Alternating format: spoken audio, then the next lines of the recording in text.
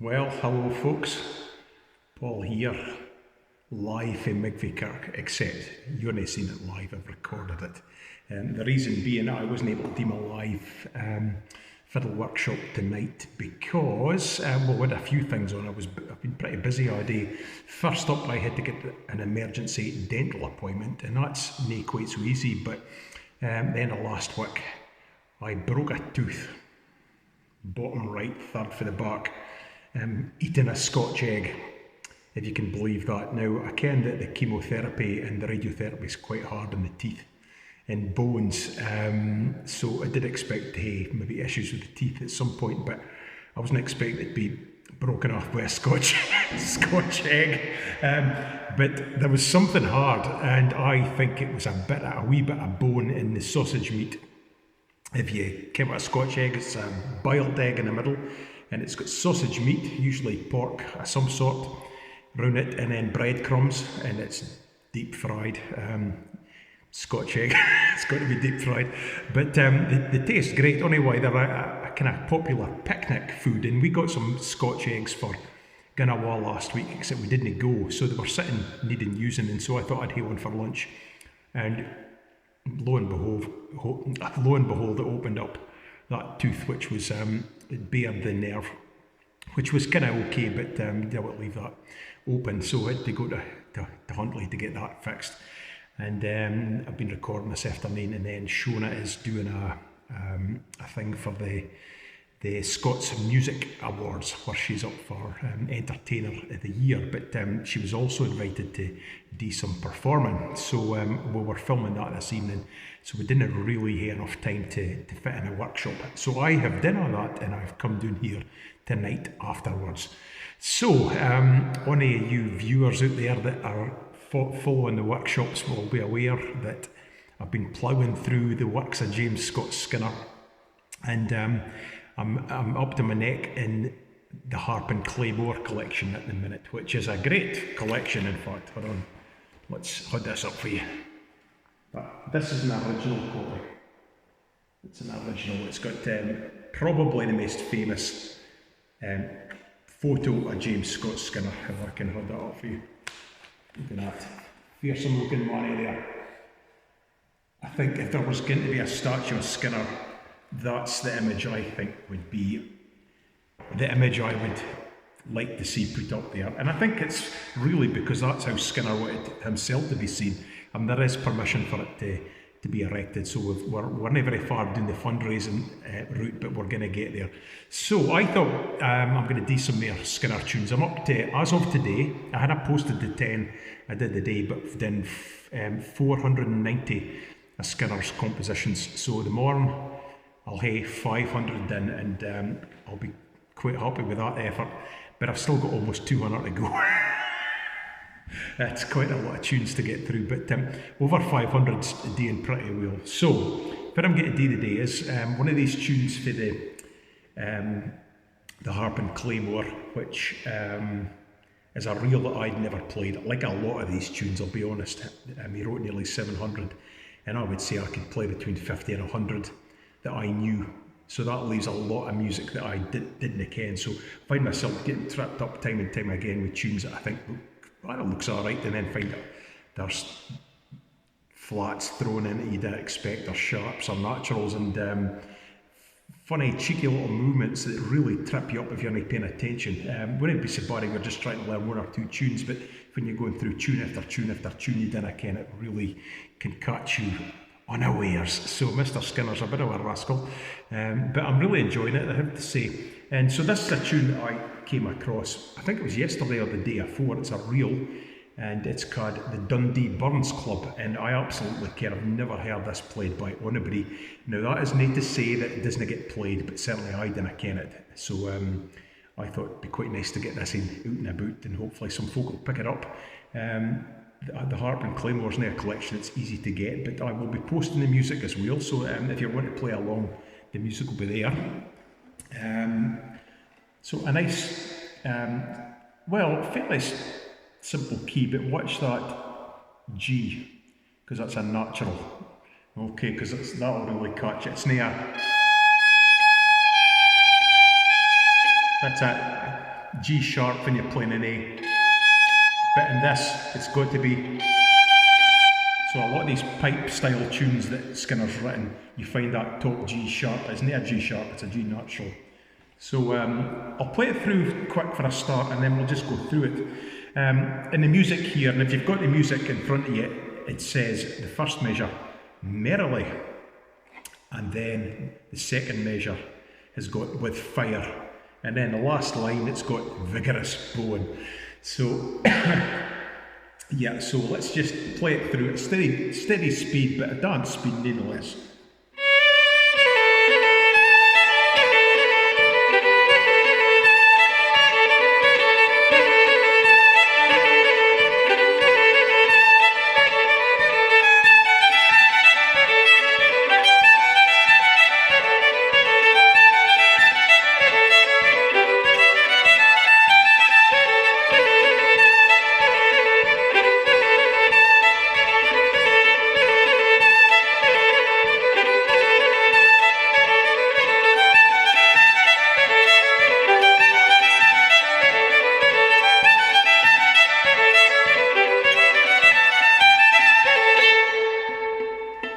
So, I can tell you absolutely the amount of times I've been tripped up with that G natural, because you're naturally playing it in A, but that finger moves about, and especially the second finger's on the D string, the C are sharp, so that second finger can trip you up, but a wee bit of practice should nail that in the head quite comfortably. So we're going to take it really slow and steady.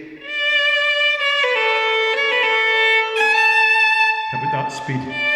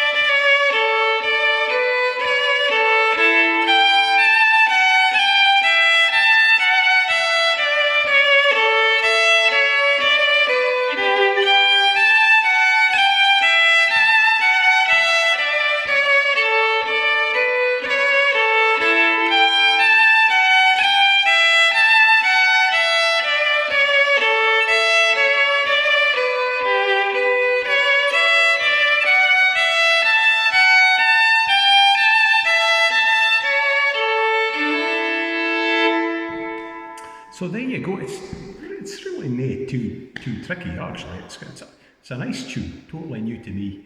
I think that bit at the beginning gives it a nice feel.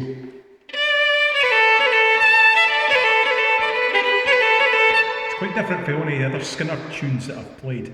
And also if you play this with this G sharp, it gives it a totally different feel.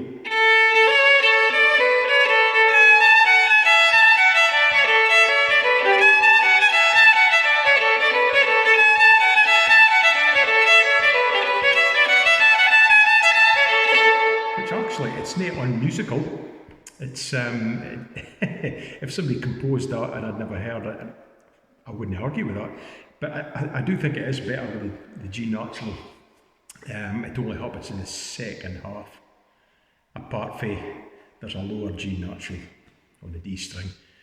So just watch that. Again, I would say if you're playing it slow, use nice big bows. Just trying to develop plenty of tone. It's not difficult to get tone in here. I will say, in fact, it can be too much actually if you're really trying it. Just about to burst the speaker.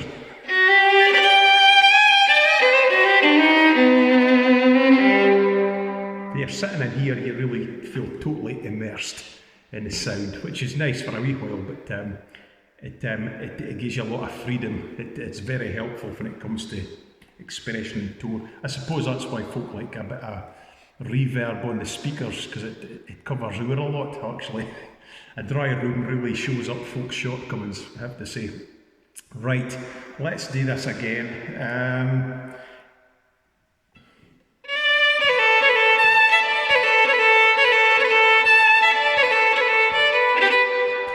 A wee bit of snap in some of these notes as well. It's worth thinking about if you've done a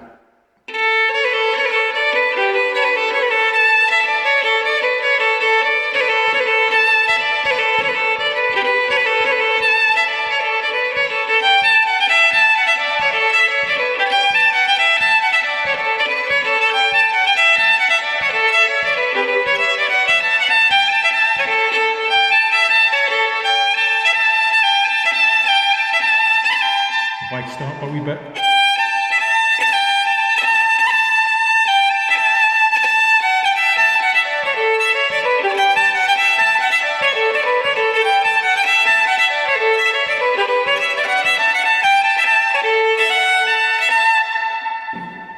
That wrist suppleness, the snap comes from there.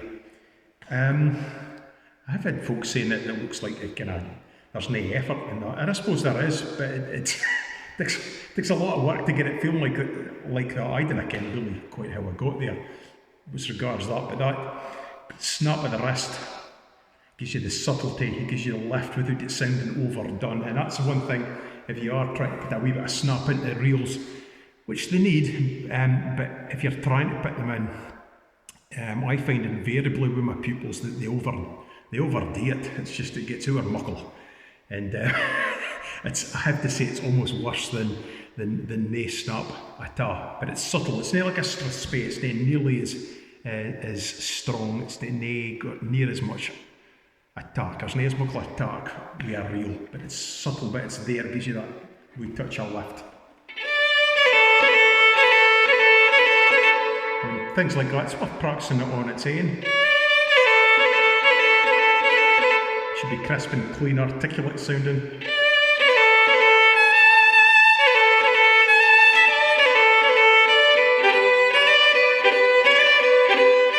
Rather than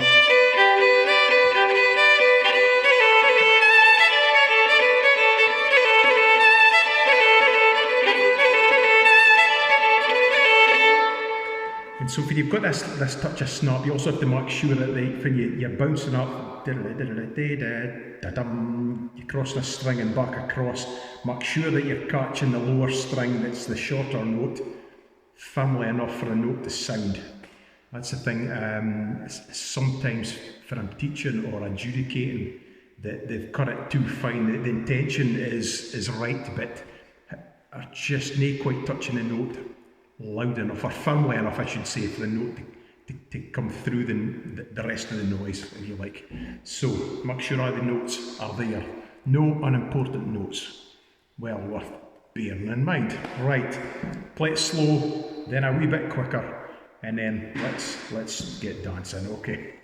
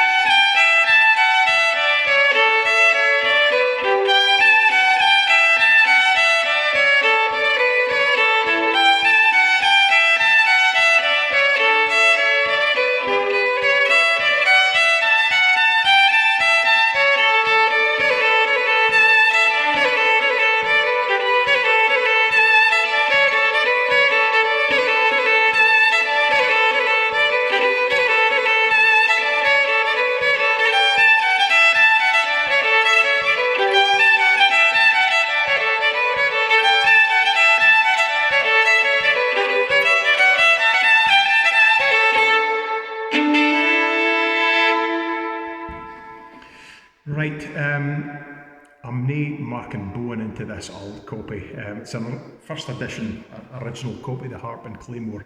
So I don't want to be writing in my Bowens into this. So what I will say is, make sure the leading note at the beginning is an up bow, and thereafter the Bowen should pretty much work, nae too bad. The leading in the second measure is the same, it's an up. The only thing I would change, the last bar, I would put first two notes a slur, as is written, and follow the next two notes with a slur as well. So it would go like this.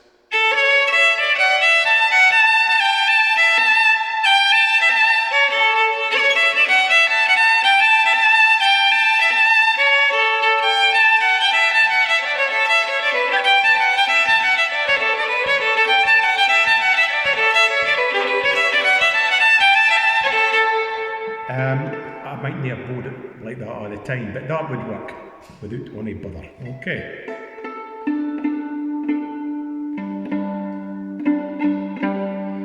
The Dundee Burns Club. There would be many Burns clubs in the world to this day. Maybe not as many as there was. Certainly in the Victorian era, they were very popular. Mainly because of the amount of Scots that were serving all over the world. You can great diaspora of folk over several generations.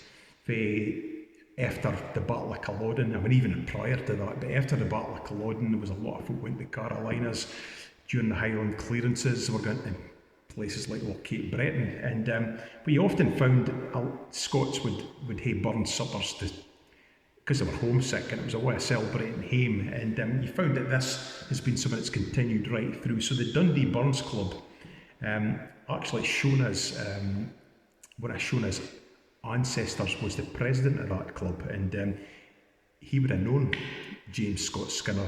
I'm assuming that Burns, Skinner probably played at that club, because I mean I certainly have played at many Burns clubs, Burns suppers, notably the Peterhead Burns Club, which is the third or fourth oldest in the world, and this year will be the first time, this year coming is the first time it's been cancelled since it started. I mean, it didn't stop for the First nor Second World Wars, but it's had to stop for the coronavirus pandemic. So a very different year. But hopefully there'll be stuff online. I would imagine absolutely without question there will be. So yeah, Burns to this day very popular, to the point there's only one country in the world that there's near Burns supper held, and that would be North Korea.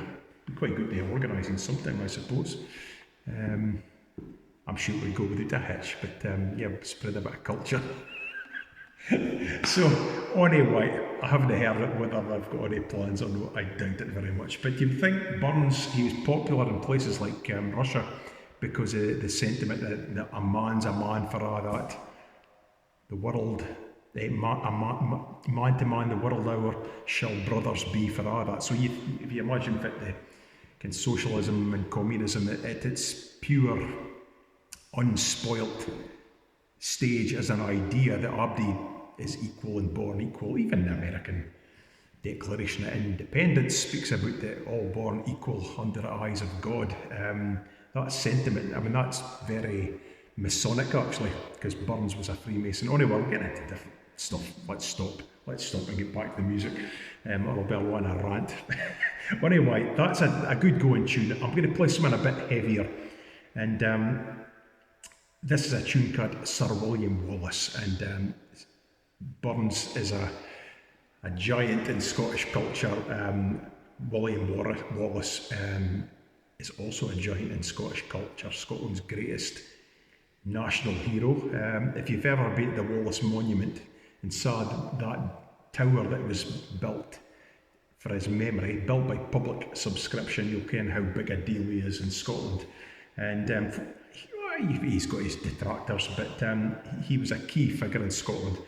And James Scott Skinner, who was well in touch with the celebration of Scottish culture, the promotion of its music and its great figures and events, and there's no way he would let a figure like Sir William Wallace pass without marking his memory in music. And this is a suitably big tune to mark a big character. I'm not going to get into quotes about him, or I'll never play a tune, but this is a big tune. This is not something you would play at a session, I fear. Much as I wish that folk would play stuff like this, but this kind of stuff would never. You'd be playing solo, because most folk, it wouldn't just be that they wouldn't want to play it, just most folk at sessions couldn't play it, because it's just not the sort of stuff that gets played. But I think that's a very sad state of affairs that some of these kind of tunes are overlooked. But they're demanding and you need to work at them, there is no question. This is a tricky tune for many reasons. I'm going to play it for you first. I kind of treat it almost like a slow suspect. It's done in his sections, and the Scottish violinist has a pastoral air. I prefer to have more of a slow suspect style and feel about it, but see what you think anyway. But there's quite a lot you can get wrong, but you can get through it. It's definitely worth having a go at.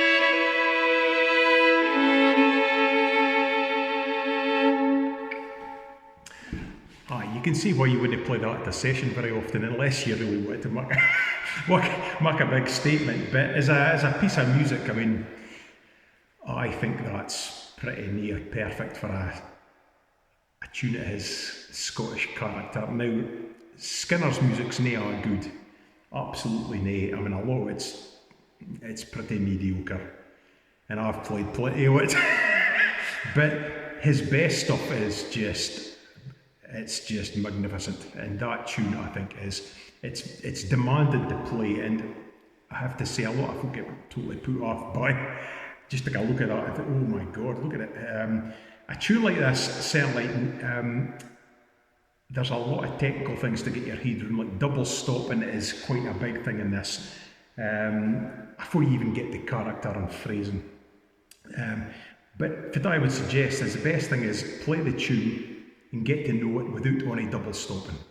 Get to play it to the point where you can play it without the music so that it's comfortable, and then start to work out the double stops as you go. And if you persevere, you'll get it. I mean, I can hear a stab at the president, which is it's difficult. It's a really difficult tune. But I just sat for day after day after week after week after month after month after month working at it on a daily basis. Nobody ever showed me how to do it. I just worked out myself. It's just pure bloody mindedness and thranness, I think, is how you would say it in Scotland. If somebody's thran, it's stubbornness to the point of stupidity. So, but it's actually the right attitude for that sort of thing. You need to work at it, because it's certainly at that stage it was technically beyond what I was capable, but I just thought, I'm going to learn to play this to impress everybody. I'm 20-year-old and I'm thinking I'm wanting to make a big impression, so I just did it, just because I wanted to as I say, make an impression. So this isn't nearly as demanding, but it's the same sort of thing. If you're finding it's difficult, you just have to keep plugging at it, keep at it day after day, and it will get easier. There's absolutely points where you seem to get on really well, and you'll hit these plateaus where you never seem to get out of the pit.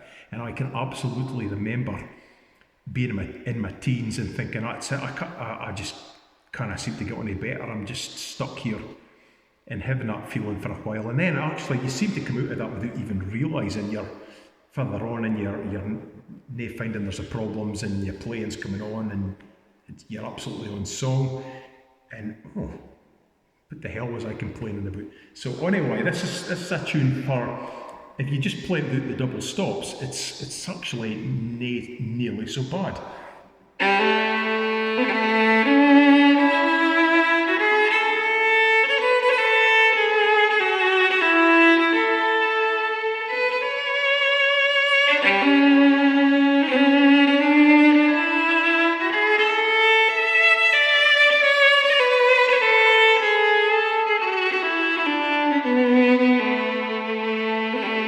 Get the idea? I mean, just about any player could play that. If you could play something like the Cameron Highlanders or Neil Gow's Lament for the Death of His Second Wife or Hector a Hero, there is nothing in that tune that should put you off just playing the melody. And that is a very sweet melody. The drama comes up when you start putting in these double stops, because it certainly gives it some gravitas, I have to say. So that sort of stuff, you've got to have your hand in a good technical position to play some of that stuff, and you've got things like fourth fingers coming in.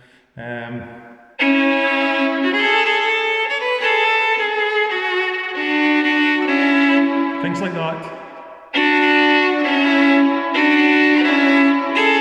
And a unison.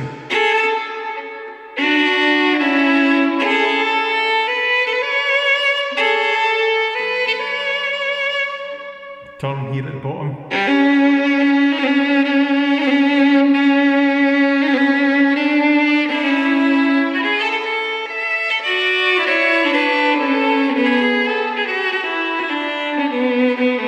So that sort of stuff, it's quite a lot to get your head around, but definitely worth having a go at.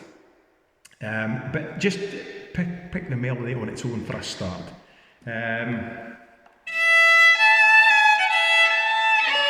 So a harmonic.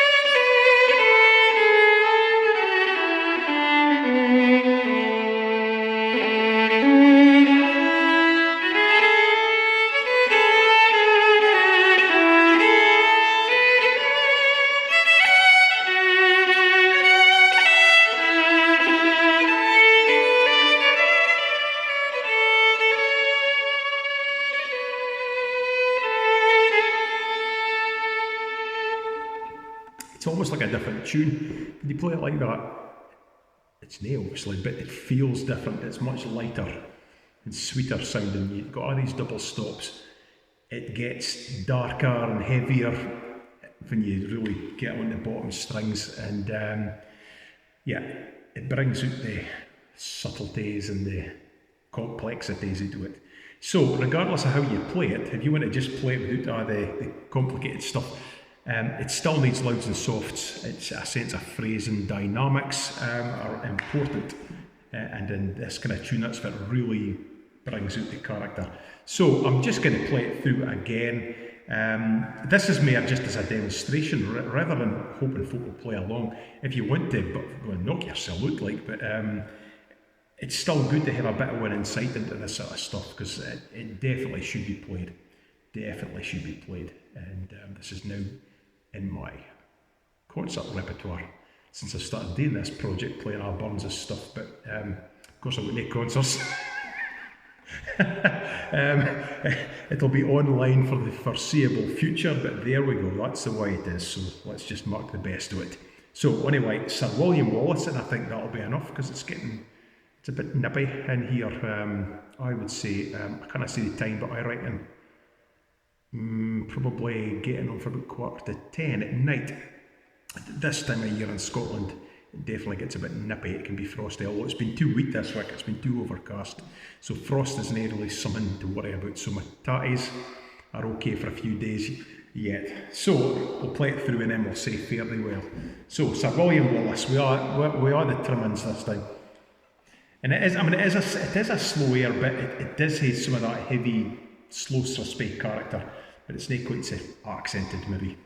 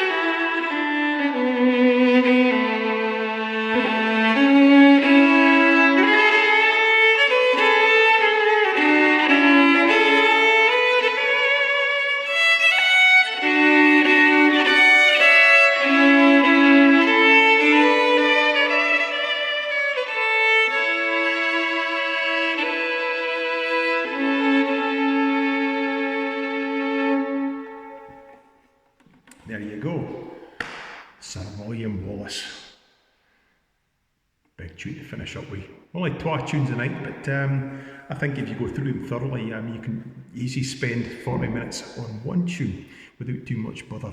So we'll hopefully be doing a proper workshop live next week. I'll be doing something, but if I'm busy, as it sometimes turns out I end up doing something else, I will do something like this. I'll post a workshop on something, and obviously Friday nights, well, if you've never seen me playing, obviously it doesn't apply, but we do our concerts on a Friday night, live in the lounge, Shona and myself, 8 p.m, live for the lounge, 8 p.m. UK time. Sorry, got a bit lost there. And that's, if you want to chip in, to donate, that would be grand. It's www.paypal.me/Paul Anderson, Shona Dawn.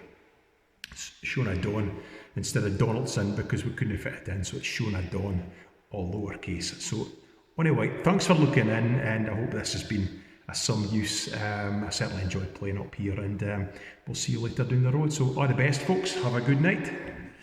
In fact, if you're watching it, it's breakfast time. Have a good day.